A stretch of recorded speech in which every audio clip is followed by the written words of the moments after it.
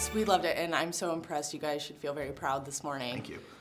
What do you think, being that you did a good job, is the one thing that you really need to nail when you're doing a Stephen King adaptation? What has to carry over?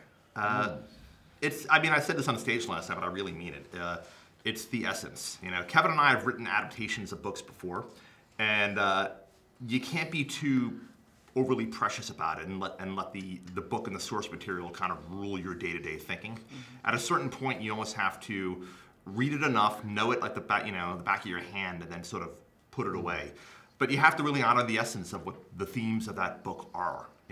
So you could change certain things with certain characters, but as long as you're dealing with the same metaphors and the same themes and the same arcs, that's really what it's all about for us.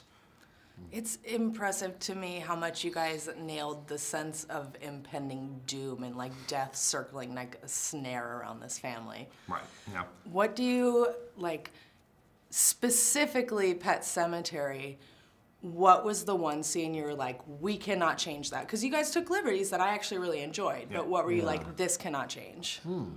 Well, one of our big things going in was the chapter where they go to bury the cat for the first time. I mean, online, you could look it up, and so many people, so many fans say that, like, that's Stephen King's scariest chapter, like, the journey getting there.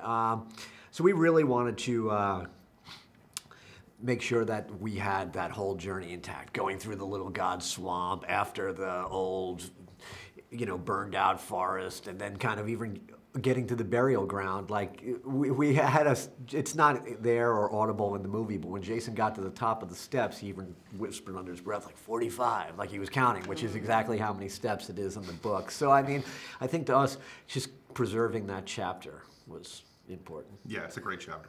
It is. Yeah. You mentioned saying 45 under his breath. I was a testament to your film. I did not notice a lot of Easter eggs because I was engrossed in the movie. I actually only noticed one. How many are there laying in there for people to find?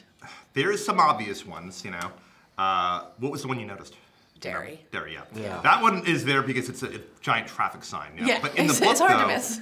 In the book, it's Salem's Lot. Yeah. But then I saw the TV show Castle Rock, and they did that. We're like, damn it. So I felt like Castle Rock, the TV show, had just done that. So we're like, you know what?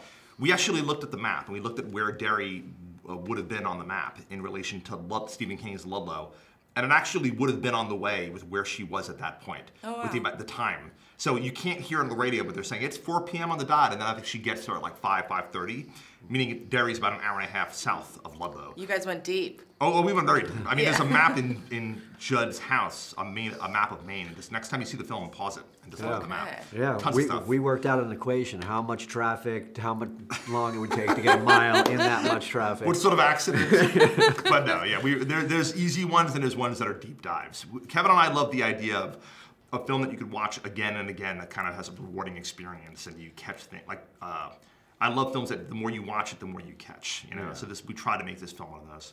Yeah. Awesome. So in other words, we're not going to tell you what they are. But they're in there. You got to watch it again and again and again. Awesome. I am already out of time with you guys. Thank you so no. much. Okay. Yes, but I'll see you for print later. Yes, we'll talk more. Thank you so much. Yes.